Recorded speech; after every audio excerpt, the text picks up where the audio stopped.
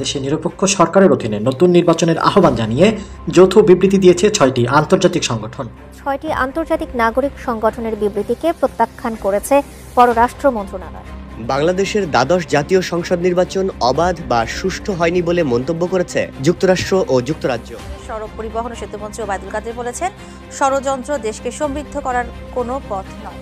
6টি আন্তর্জাতিক সংস্থার সদ্য সমাপ্ত দ্বাদশ জাতীয় সংসদ নির্বাচন প্রতিদ্বন্দ্বিতামূলক হয়নি দাবি করে নিরপেক্ষ সরকারের অধীনে নতুন নির্বাচন দেয়া ও রাজবন্দীদের মুক্তির আহ্বান জানিয়ে বিবৃতি দিয়েছে। বিবৃতিতে বলা হয়েছে, এমন বহু খবর ও তথ্য প্রমাণ আছে যেগুলো নির্বাচনের আগে ও নির্বাচনের দিন ব্যাপক অনিয়মের চিত্র দেয়। এর মধ্যে ভোটারদের চাপ প্রয়োগ এবং ভোটের ফলাফলে কারচুপির মতো বিষয় রয়েছে।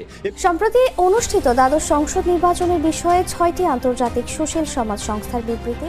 সম্প্রতি অনুষ্ঠিত দ্বাদশ সংসদ নির্বাচন নিয়ে 6টি আন্তর্জাতিক মানবাধিকার সংস্থার উত্থাপিত অভিযোগ পক্ষপাতদুষ্ট।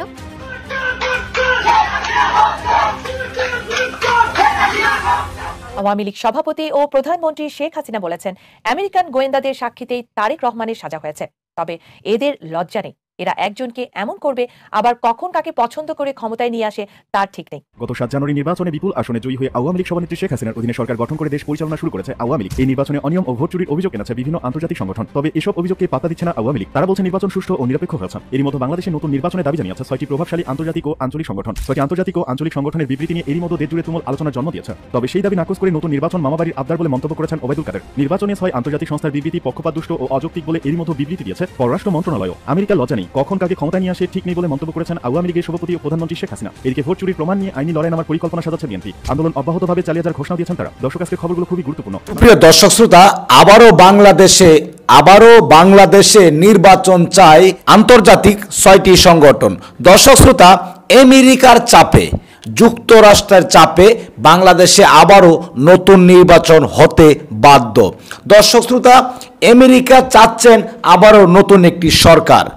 আমেরিকা কখন কাকে ক্ষমতায় বসিয়ে দেয় এই নিয়ে দুশ্চিন্তায় আছেন আমাদের মাননীয় প্রধানমন্ত্রী শেখ হাসিনা। ক্ষমতায় বসানোকে নিয়ে, মানে বাংলাদেশের সরকারকে নতুন একটি সরকার বসানোকে নিয়ে আমাদের মাননীয় প্রধানমন্ত্রী খুবই দুশ্চিন্তায় আছেন।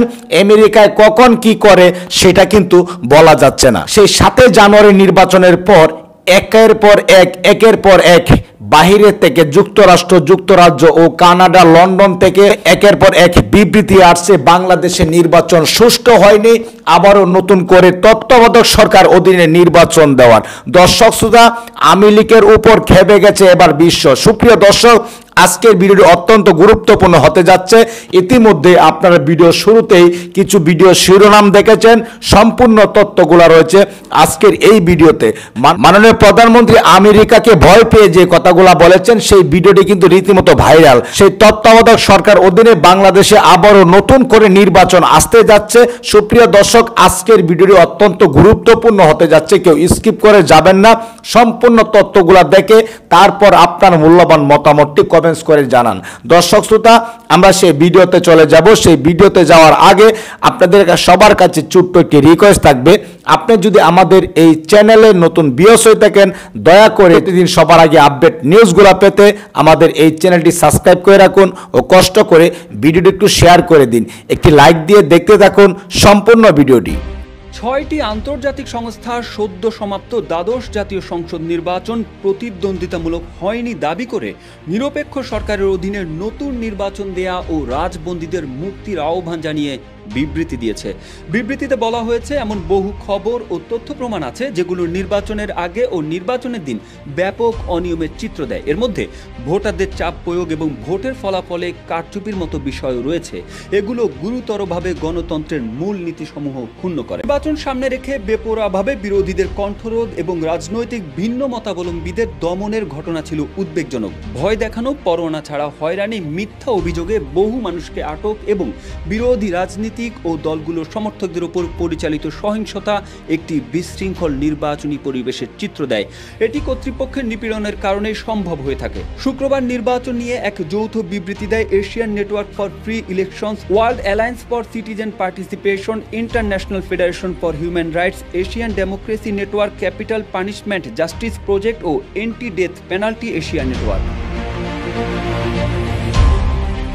সংস্থাগুলো জানায় আইন শৃঙ্খলা রক্ষাকারী বাহিনীগুলো দেশ জুড়ে বিরোধী নেতাকর্মী ও সমর্থকদের ধরপাকড় করে। সভা সমাবেশের স্বাধীনতার অধিকার, শান্তিপূর্ণ সমাবেশের অধিকার এবং মত প্রকাশের স্বাধীনতা শুধু সরকারপন্থী দল, সংগঠন ও ব্যক্তিদের ক্ষেত্রে রক্ষিত হয়েছে, পক্ষান্তরে বিরোধী নেতাকর্মী ও ভিন্ন মতাবলম্বীদের ক্ষেত্রে এসব মৌলিক অধিকার প্রাতিষ্ঠানিক প্রক্রিয়ার মধ্য দিয়ে ধারাবাহিকভাবে সীমিত রাখা হয়েছিল।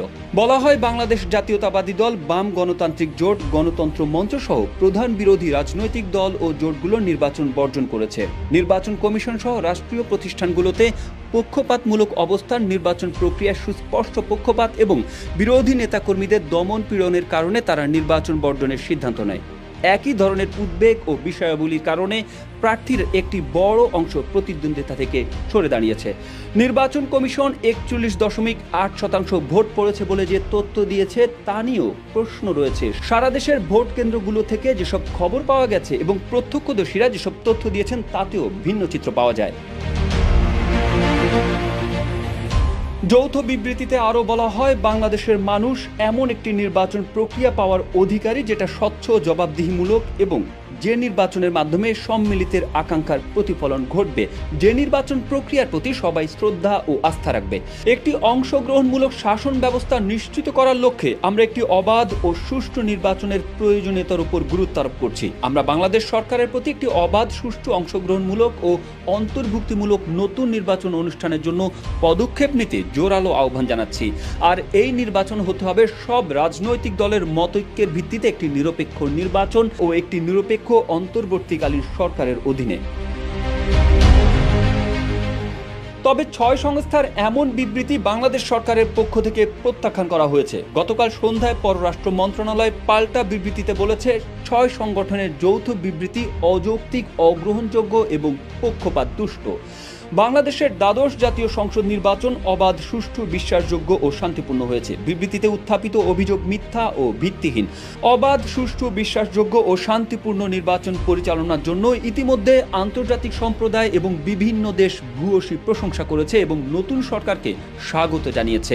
এই প্রেক্ষাপটে নতুন করে নির্বাচন অনুষ্ঠানের জন্য আহ্বান অযৌক্তিক এবং অগ্রহণযোগ্য।